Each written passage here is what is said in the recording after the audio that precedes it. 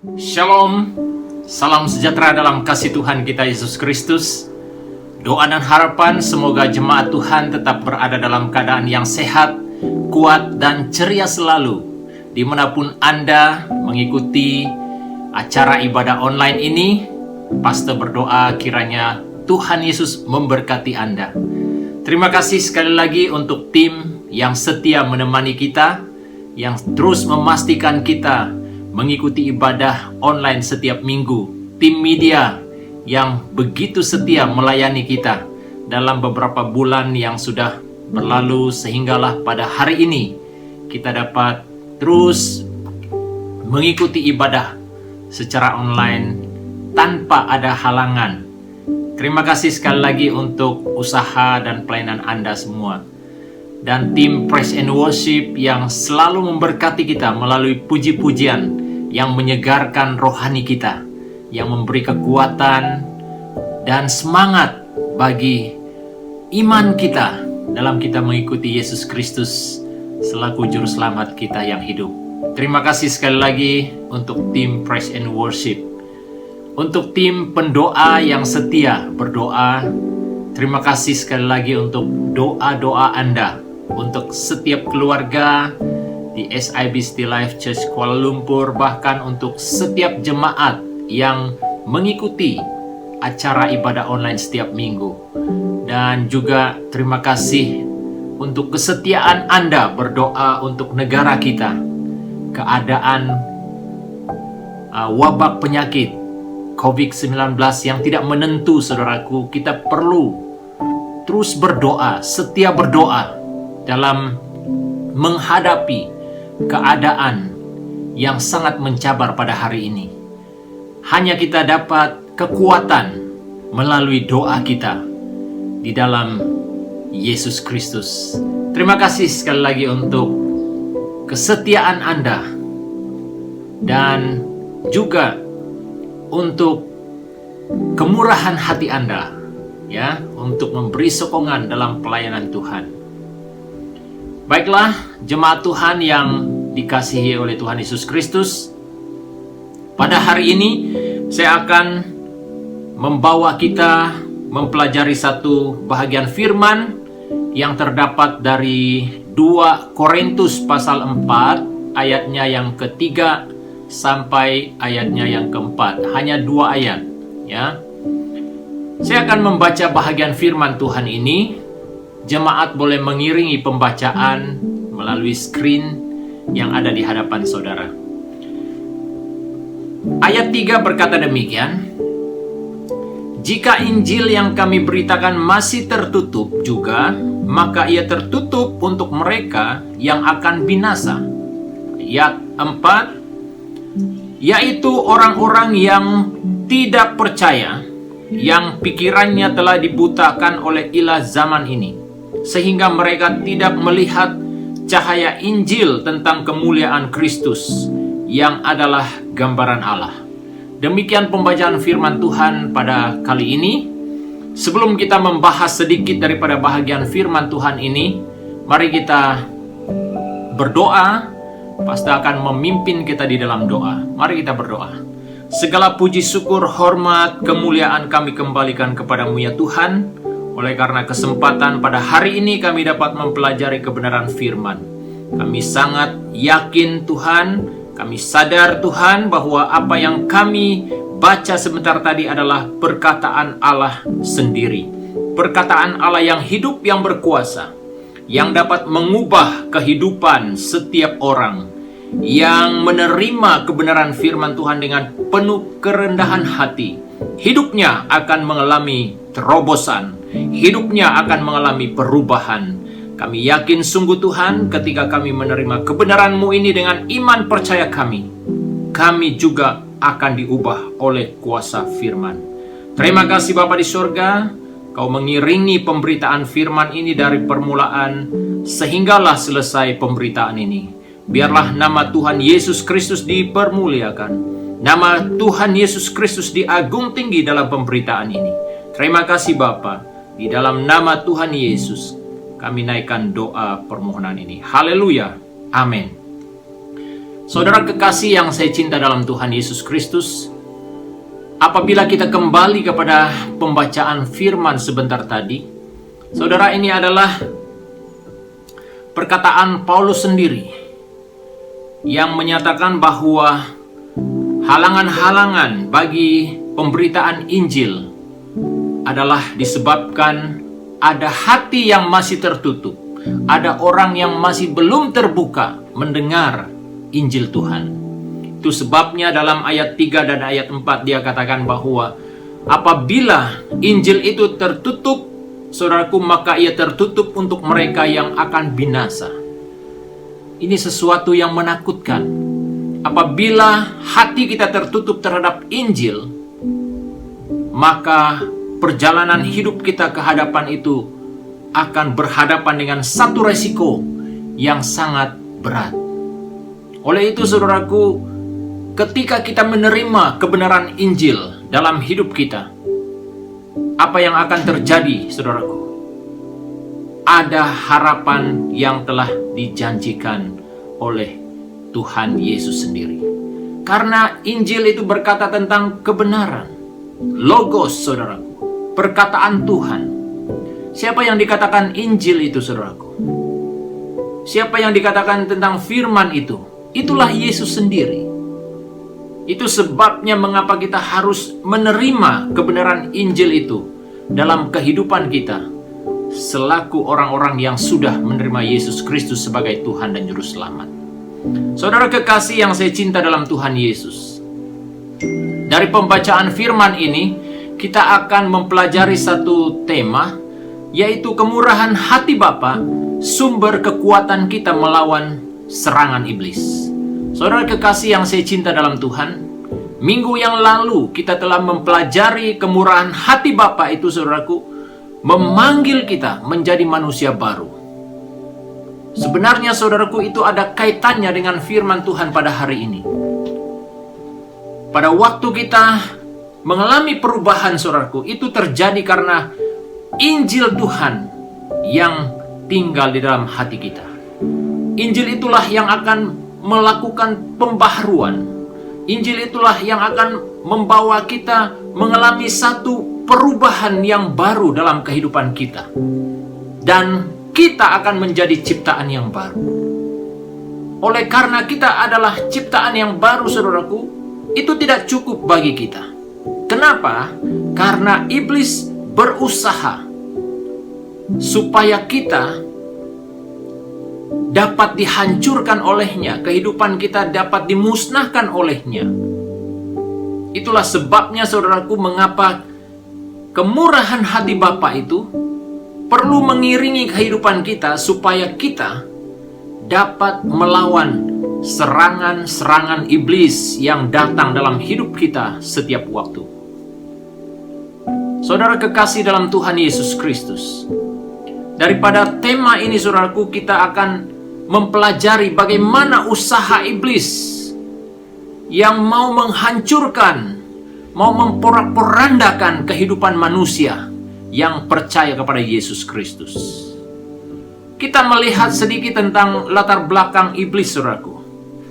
Iblis dalam bahasa Yunaninya dikatakan diabolos. Diabolos pengertian dalam bahasa Malaysia ataupun bahasa Indonesia, dia berkata tentang pemfitnah.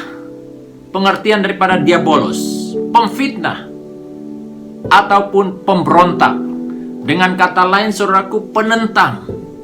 Ya, itulah sifat iblis. Dia adalah penentang, dia adalah pemfitnah, dan dia adalah pemberontak. Dan tidak suka kepada setiap orang yang menerima Injil dalam kehidupannya. Kenapa demikian, saudaraku? Karena dikatakan bahwa iblis akan mengalami nasib yang malang. Dia akan dihukum, saudaraku.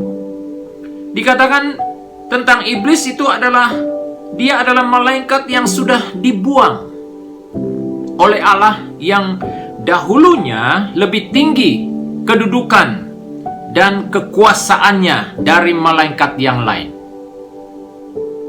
Itulah sebabnya namanya tadi, saudaraku, sudah menggambarkan bagaimana sikap ataupun sifatnya, saudaraku. Dia adalah pemberontak. Dia yang mau menjadi Tuhan. Dia tidak senang melihat orang-orang cinta Tuhan. Dia tidak senang melihat orang-orang menerima Injil dalam hati mereka. Itulah sifat iblis. Dia bolos. Saudara boleh rujuk dari 2 Petrus pasal 2 ayat 4 dan Yudas ayat 6. Saudara akan menemukan apa yang dikatakan dalam bahagian firman Tuhan itu, bahwa iblis akan mengalami nasib yang malang. Dia akan dihukum, saudaraku, pada akhir zaman. Itulah yang iblis akan miliki, saudaraku, hukuman kekal. Itu sebabnya dia berusaha untuk menarik orang-orang yang percaya kepada Yesus, supaya mereka meninggalkan iman percayanya, supaya mereka tidak percaya kepada Injil Tuhan dalam hidupnya. Itulah usaha iblis. Dia bekerja keras, saudaraku. Kalau berbanding kita, saudaraku, kita masih punya waktu untuk tidur, ya. Kita masih punya waktu untuk bersantai-santai. Kita masih punya waktu untuk buat ini dan buat itu.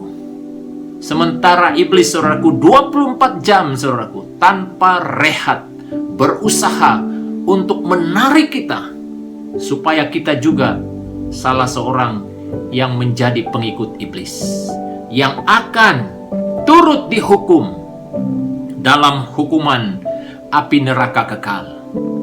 Itulah pekerjaan iblis. Saudaraku, kita tidak mau mengalami nasib yang sama seperti iblis. Apalagi tentang iblis. Iblis adalah dikatakan dia sombong, tidak tahu malu. Dia sombong, saudaraku. Itu sebabnya, saudaraku, iblis tidak pernah bertobat. Iblis tidak pernah menyesal terhadap apa yang dilakukannya. Pemberontakannya, dia tidak pernah menyesal. Itulah sifat iblis. Dia sangat sombong. Saudara kekasih yang saya cinta dalam Tuhan, hati-hati kalau ada sifat-sifat ini masih tersisa dalam hidup kita. Kita harus tinggalkan. Seperti mana firman yang telah kita dengar pada minggu yang lepas, menjadi manusia baru itu adalah panggilan kita untuk meninggalkan sifat lama kita dan hidup baru bersama Yesus Kristus. Saudara, daripada tema yang kita bahas ini, saudaraku, kita akan mempelajari ada 3 poin yang berkaitan dengan kemurahan hati Bapa adalah sumber kekuatan kita melawan serangan setan. Yang pertama adalah setan berusaha membutakan mata rohani setiap orang terhadap kebenaran Injil. Seperti mana ayat yang telah kita baca sebentar tadi. Itulah usaha iblis. Itulah pekerjaan iblis. Dia membutakan mata rohani setiap orang. Saudaraku, betapa jahatnya pekerjaan iblis. Apa yang dia lakukan itu, saudaraku, benar-benar sesuatu yang sangat mengerikan. Karena dia berusaha supaya setiap orang tidak mendengar kabar baik itu. Berusaha untuk supaya setiap orang tidak mendengar Injil itu. Karena di dalam Injil itu, saudaraku, banyak terkandung nasihat-nasihat, teguran, dan juga peringatan-peringatan yang mengingat akan kehidupan kita yang akan datang. Apa yang akan terjadi dalam kehidupan kita. Itulah yang iblis lakukan. Dikatakan supaya manusia tidak dapat melihat kedahsyatan hukuman akibat dosa. Itu yang dia usahakan. Itu yang iblis mau, supaya manusia tidak melihat kedahsyatan hukuman itu. Sedangkan dalam surat Roma pasal 6 ayat 13, apa yang dikatakan oleh firman Tuhan di sana? Dikatakan sebab upah dosa ialah maut, tetapi kasih Allah ialah hidup yang kekal di dalam Yesus Kristus, Tuhan kita. Ini yang iblis usahakan, supaya kita tidak dapat melihat kasih Allah dalam hidup kita, supaya kita tidak mengalami kemurahan hati Bapa dalam hidup kita. Dia berusaha membutakan mata rohani kita, dan kita tidak melihat lagi, saudaraku, kedahsyatan hukuman kekal yang menanti orang-orang yang menentang kebenaran, orang yang menolak Injil Kristus dalam hidupnya. Itu yang dia usahakan. Sehingga apa yang kita lihat di dunia kita di zaman sekarang, saudaraku, orang tidak takut lagi melakukan kejahatan. Orang tidak takut lagi, saudaraku, menjadi pelanggar hukum. Orang tidak takut lagi dengan apa yang namanya hukuman disebabkan kesalahan. Orang tidak takut lagi. Karena itu adalah pekerjaan iblis. Dia berusaha supaya mata rohani orang tidak akan melihat kedahsyatan hukuman yang menanti kita di akhir zaman. Sedangkan firman Tuhan sangat jelas berkata bahwa sebab upah dosa ialah maut. Itulah hukuman yang kedua, saudara, yang akan, kematian yang kedua, yang akan diterima oleh orang-orang yang menolak Injil. Dosa akan menuntun manusia kepada kematian kedua, yaitu kematian kekal. Lagi firman Tuhan memberi penekanan dalam Wahyu pasal 20 ayat 15. Saudara boleh baca bahagian itu. Kematian kedua yaitu kematian kekal. Sesuatu yang kekal, saudaraku, yang tidak ada akhir, tidak ada akhirannya, saudaraku. Itulah penderitaan bagi orang-orang yang menolak Injil Tuhan dalam hatinya. Bagi orang-orang yang percaya, saudaraku, kita ada berita baik. Melalui kemurahan hati Bapa itulah kekuatan kita, sumber kekuatan kita untuk melawan serangan iblis ini dalam hidup kita. Poin yang kedua, saudaraku, setan berusaha membutakan hati dan pikiran kita terhadap kuasa Injil. Tadi mata, sekarang pikiran dan hati kita. Sesuatu yang pertama-tama yang kita dapat lihat dan dapat kita terapkan.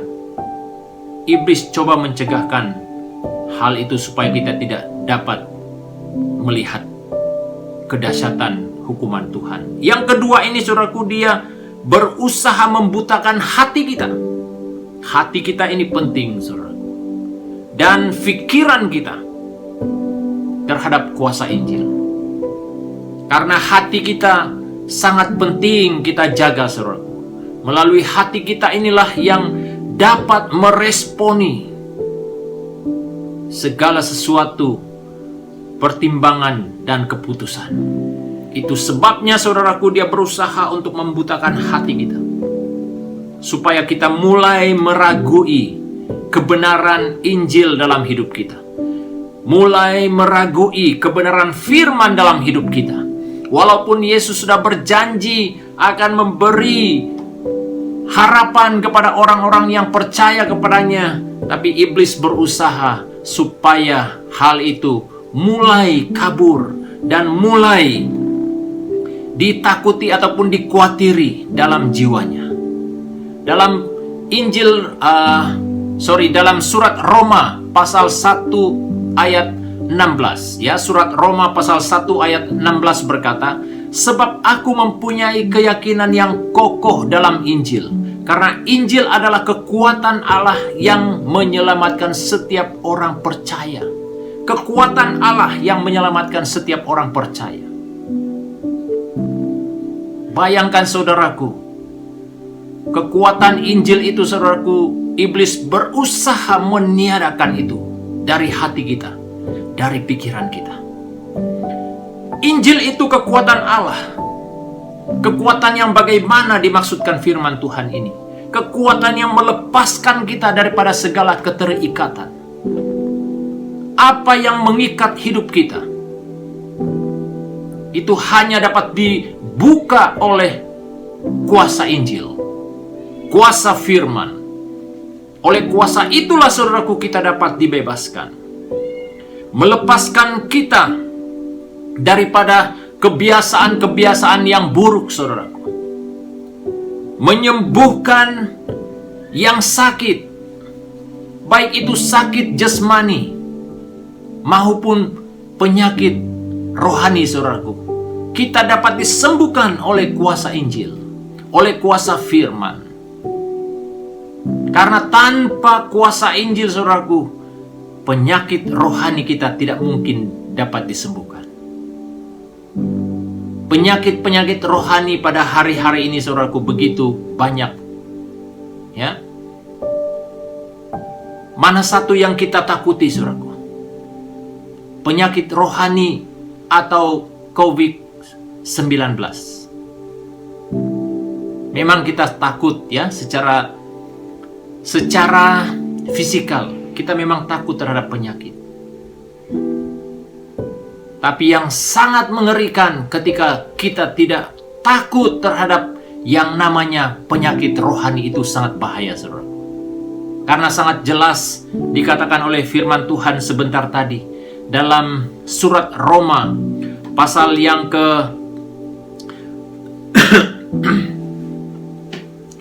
pasal yang ke-6 ya, ayat 23. Kita hanya dapat mengetahui kebenaran itu ketika kita memiliki kesehatan rohani yang baik di hadapan Tuhan. Jadi Injil itu, saudaraku, dia menyembuhkan sakit penyakit kita. Baik penyakit jasmani, penyakit kita secara fisikal, maupun penyakit secara rohani, saudara. Kuasa Injil dapat menyembuhkan. Itulah yang perlu kita tanam dalam hati dan pikiran kita. Apa yang dijanjikan oleh firman terhadap setiap orang yang percaya, itu adalah janji Allah yang pasti, saudaraku. Ya dan amin, saudaraku. Itu harus kita pegang. Harus kita tanam, saudaraku. Letak di dalam hati kita. Tanam di dalam pikiran kita. Maka Injil itu akan memberi kekuatan kemenangan kepada kita. Setiap kali, saudaraku, kita berhadapan dengan serangan iblis, kita ada kekuatan. Injil itu menuntun setiap perjalanan hidup kita. Dalam kita menempuh perjalanan kita hari-hari ini, saudaraku, banyak simpang siur yang ada di hadapan kita. Maksudnya itu, saudaraku, godaan-godaan yang datang di hadapan kita. Bagaimana kita dapat berhadapan dengan godaan? Bagaimana kita dapat berhadapan dengan tawaran-tawaran dunia ini, saudaraku, yang dapat membinasakan iman percaya kita di dalam Yesus Kristus?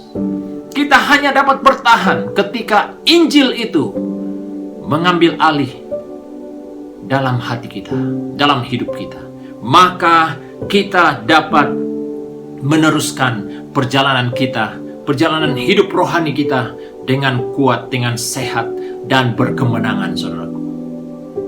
Itu hanya terjadi ketika Injil itu hidup di dalam hati dan tetap di dalam pikiran kita. Injil bersumber pada Yesus Kristus. Itu sebabnya, saudaraku, kita percaya kepada Injil karena Injil itu adalah berkata tentang Yesus Kristus sendiri. Dia adalah penyelamat kita. Dia adalah Sang Juru Selamat kita, penyelamat tunggal kita yang perlu kita andalkan dalam hidup kita. Segala perkara yang ada di atas muka bumi ini, saudaraku, akan lenyap. Kekuatan kita, saudaraku, semakin hari semakin berkekurangan, ya, semakin kurang. Dan segala sesuatu yang ada pada kita, kemungkinan hari ini baik, besok kita tidak tahu apa yang bakal terjadi. Tapi firman Tuhan adalah perkataan Allah yang kekal, yang tetap kekal dalam hidup kita sampai selama-lamanya. Itu sebabnya saudaraku, kita harus percaya kepada Injil, karena Injil bersumberkan Yesus Kristus. Tidak heranlah saudaraku, iblis berusaha keras saudaraku, supaya kita tidak mempercayai Injil dalam hidup kita. Oleh itu saudaraku, saya menghimbau, saya mengajak jemaat Tuhan supaya kita terus berpegang teguh kepada kebenaran Injil dalam hidup kita. Karena pada waktu kita berpegang teguh kepada kebenaran itu saudaraku, apapun saudaraku, godaan yang ada di hadapan kita saudaraku, kita ada kekuatan untuk menentang semua godaan itu. Poin yang terakhir saudaraku, kemurahan hati Bapa, senjata untuk mematahkan serangan setan. Senjata untuk mematahkan serangan setan dalam hal apa saudaraku? Kita lawan dengan pedang roh, ya, yaitu firman Allah. Kita bukan melawan iblis itu saudaraku dengan senjata nuklir ataupun senjata canggih. Tidak. Kita tidak dapat melawan dia dengan kekuatan kita, karena kita sangat lemah. Hanya kita mampu melakukan atau dapat melawan iblis ketika hati kita dipenuhi dengan kemurahan hati Bapa. Disitulah kita mulai menaruh kebenaran firman Tuhan itu sebagai pedang roh dalam hidup kita. Dalam Efesus pasal 6 ayat 17, disitulah kita dapat menggunakan pedang roh, yaitu firman Allah, untuk melawan setiap serangan daripada iblis. Dan kita harus sadar, kita bukan melawan darah dan daging. Oh, ini yang perlu kita sadar, saudara. Apabila ada orang yang memusuhi kita, apabila ada orang yang tidak senang kepada kita, itu bukan musuh kita. Firman Tuhan sangat terang, sangat jelas mengatakan kepada kita, kita bukan melawan darah dan daging. Suami istri, saudara-saudara, sanak saudara, apabila ada perselisihan, itu bukan bermakna itu adalah musuh kita, bukan. Firman Tuhan sangat jelas berkata bahwa itu bukan musuh kita. Musuh kita adalah iblis. Kita harus lawan dengan iman kita, bukan dengan kekuatan kita. Dan yang terakhir saudaraku, kita berdoa sentiasa. Itu adalah senjata yang ampuh, yang dapat kita guna pakai melawan serangan iblis. Dalam Efesus pasal 6 ayat 18. Saya akan baca bahagian ini untuk kita dalam surat Efesus,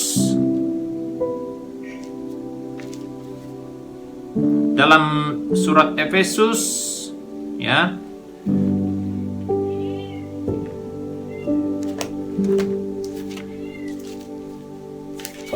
pasal yang ke-6 ayat yang kedua, dikatakan di sana, pasal 6 ayat yang ke-18, ya. Saya akan baca bahagian ini. Dikatakan firman Tuhan, dalam segala doa dan permohonan, berdoalah setiap waktu di dalam roh, dan berjaga-jagalah di dalam doamu itu dengan permohonan yang tak putus-putusnya untuk segala orang kudus. Berarti doa kita itu harus terus-menerus, tidak ada akhirnya, ya. Itu sebabnya saudaraku, mengapa gereja kita mengajak kita campaign berdoa 24 jam ini, supaya kita melatih diri kita berdoa terus menerus 24 jam. Sedang kita tidur, saudaraku, ada jemaat berdoa untuk kita. Ini yang perlu kita latih dalam hidup kita. Inilah caranya bagaimana kita dapat mematahkan serangan setan dalam hidup kita. Kita harus berdoa terus-menerus dengan permohonan yang tidak putus-putusnya, kata firman Tuhan. Jangan sampai, saudaraku, ketika kita bermasalah barulah kita mulai berdoa. Banyak orang Kristen seperti ini, saudaraku. Apabila dia bermasalah baru dia mulai cari Tuhan, minta pertolongan Tuhan. Ketika dia diberkati, ketika hidupnya sudah tentram, dia sudah mulai lupa Tuhan. Saya harap jemaat Tuhan tidak seperti ini. Ketika kita berada dalam keadaan yang senang atau susah, kita tetap tekun berdoa. Inilah caranya, saudaraku, kita mematahkan serangan setan. Kita tekun dalam doa kita. Yang terakhir sekali, kita hanya dapat melawan setan atau iblis ketika kemurahan hati Bapa memenuhi hati kita dan kehidupan kita. Kepenuhan Bapa di dalam kitalah yang dapat membuat kita menjadi pemenang. Haleluya. Kemurahan hati Bapa itulah yang dapat menjadikan kita pemenang, jemaat Tuhan. Mari kita sama-sama dengan iman melakukan kebenaran firman ini dalam hidup kita, supaya kita terus bersemangat, berkemenangan di dalam Yesus Kristus ketika kita berhadapan dengan serangan-serangan godaan setan dalam hidup kita. Demikian firman Tuhan untuk minggu ini. Doa dan harapan kiranya Tuhan Yesus memberkati jemaat sekalian. Baiklah, sebelum saya mengakhiri bahagian ini dengan doa, saya juga tidak lupa berterima kasih untuk jemaat Tuhan yang setia terlibat dalam pelayanan, untuk pelayanan Tuhan di SIB City Life Church Kuala Lumpur. Untuk mereka yang setia berdoa, terima kasih untuk doa-doa Anda. Bagi jemaat yang rindu mengikuti doa 24 jam ini, saudara boleh memberi namamu ataupun nomor handphonemu supaya engkau boleh disenaraikan dalam campaign doa gereja 24 jam, ya. Kita latih diri kita belajar untuk berdoa. Terima kasih untuk komitmen Anda berdoa untuk pelayanan Tuhan di SIB City Life Church. Dan juga pastor berterima kasih untuk jemaat Tuhan yang setia memberi sokongan secara material melalui persembahan dan juga persepuluhanmu, janji imanmu, pemberian kasihmu. Kiranya Tuhan Yesus memberkati usaha-usahamu yang telah engkau lakukan buat pelayanan Tuhan. Kita berpegang teguh kepada janji Tuhan. Dia akan melipat gandakan berkat-Nya bagi setiap orang yang setia melakukan bahagiannya di hadapan Yesus.